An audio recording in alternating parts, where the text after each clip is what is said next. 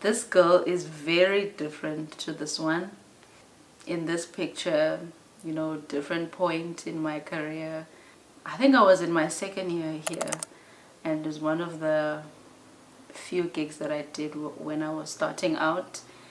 And this one is one of my more recent performances, and you can tell even by my body language, more command over the instrument.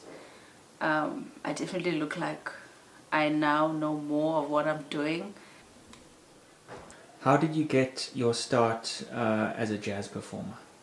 It definitely started at school, as in university, studying at the College of Music, UCT. That really got me networking with other people who wanted to be jazz musicians. So, I mean, a lot of those people I still play with today. The ones who were my friends, you know, we would just kind of go out and seek gigs for ourselves. And we kind of, you know, the more we started playing, the more other people started to notice us. And then we would do, you know, someone would call us for a gig and say, hey, do you want to play? We're like, yeah. And then someone else will see us at the gig. So that's the thing about music, unfortunately, for people who aren't really social. It's like you can't really advance if you don't play, you know, if you don't socialize with. And it's not even necessarily about having to speak to everyone. If you aren't engaged with what's happening in the scene, you know, like really just put yourself out there in a sense where be willing to do things that make you scared. Because definitely a lot of the time when I was playing in my first and second year, first of all, I didn't even know what I was doing on the piano. all I knew how to do well was I knew I had a good sense of rhythm, and I just had a vision of what I wanted to sound like. So, you know, with what I had, I don't know, I could play, you know, with what I had, and I used what I had. And you'll be also really surprised to find that a lot of like common people who are not really musicians, but who like to listen to music, especially live music, they appreciate even people who can play, you know, like really, really basic things. Definitely putting myself out to be seen was one of the ways to, but I also think being the only, or one of the, at the time really, I didn't know of any other female pianists here in Cape Town anyway. Being the only female did really give me an advantage, because it was something that was unique for me as a female. You know, people were more excited to see that, because I remember back in the day when people come to the gigs, they'll be like, oh, it was so nice to see a female pianist, because you don't really see a lot of you guys. So that was also a unique point that I had. Oh man, where? Right now. You're on camera right now. So we go into Tagore's, the old Tagore's, which is like literally one of my first places where I played. And ever since then, it's just been a build-up of gigs, you know. The more you socialize, the more you network, the more you get connected. And this is where I am now, so yeah. I wonder where I saw her face. I wonder if she gon' let me stay. I wonder where I saw her face. I wonder if she gon' let me stay. This is the spot. This used to be the old Tagore's. As you can see, it's a super tiny venue. It was really intimate. So pretty much this was like my first gig.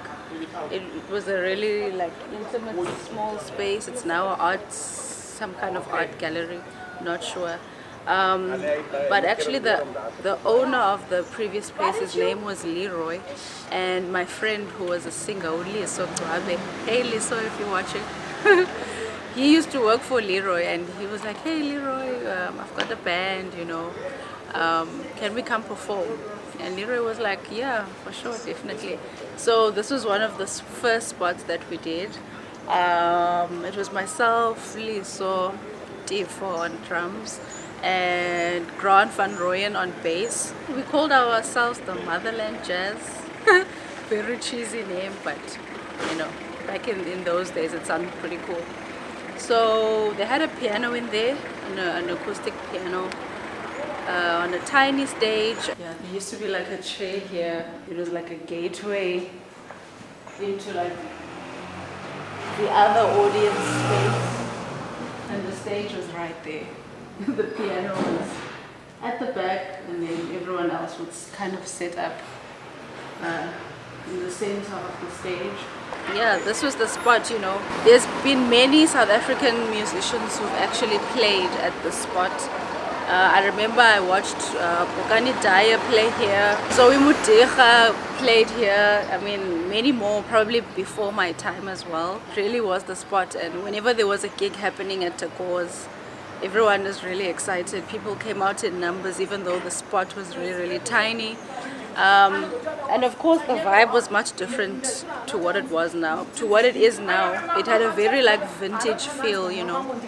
And if you know anything about this area, Lower Main, it's very like vintage thrift shoppy vibe.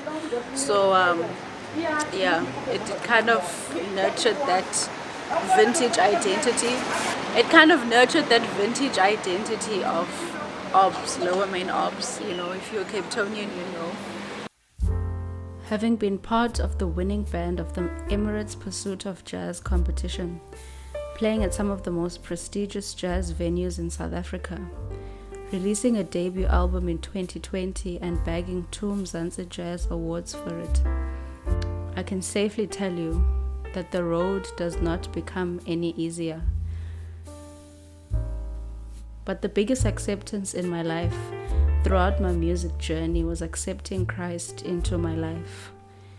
Everything has become much more clearer and purposeful. I am so grateful for all of you who support me on this platform, and those of you who listen and buy my music and come to my shows. And I hope that with this content that I put out, I inspire someone. My saving grace, you are the one. What about like giving advice to young like people who want to do what you want to do? So like your number one tip for aspiring jazz performers. Okay, I think like the one thing I would say for young people is unfortunately it's practice. Like that's just the one thing that's going to get you ahead. Don't underestimate your own voice within all the practice that you're doing. Also don't underestimate fundamental basic things of jazz, you know, of harmony in general. Fundamentals meaning knowing your major scales in all 12 keys, knowing at least the harmonic minor scale in all 12 keys. Licks are not as important at first, I would say, especially as a pianist. The most important thing is to be able to play. I feel like I sound like such a teacher now. Is to be able to play root, third, and seventh. Like I was telling some of my learners at Bergfleet High School, I need a t-shirt that says root, third, seventh. Because I feel like every time I teach some of them, then they add other notes, and I'm like, why are you adding all those notes when you have not even shaped the chord? Like that just sounds ambiguous, you know. So yeah, as a pianist, be able to do that, be able to outline the harmony before you do any other fancy thing. And as you advance, you will see how important those fundamentals are. And then you need to play. The only way to get better at something is by actually doing it. So play.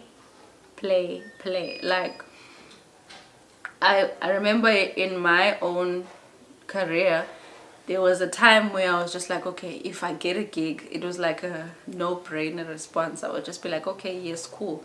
Didn't ask for money, you know, first year, second year, don't really have much expenses, so just take a gig, play, and that's that. and try to put in the things that you have been working on. So for me, it's always about the music. It's not really even about being more visible online. Those things will come later, and it's things that you need to think about, but you need to spend time with your craft. That's the one common thing that people who are well known is that they are good. Like 90% of them is that they're good at what they do. So you have to be good at what you do. Yeah. Perfect.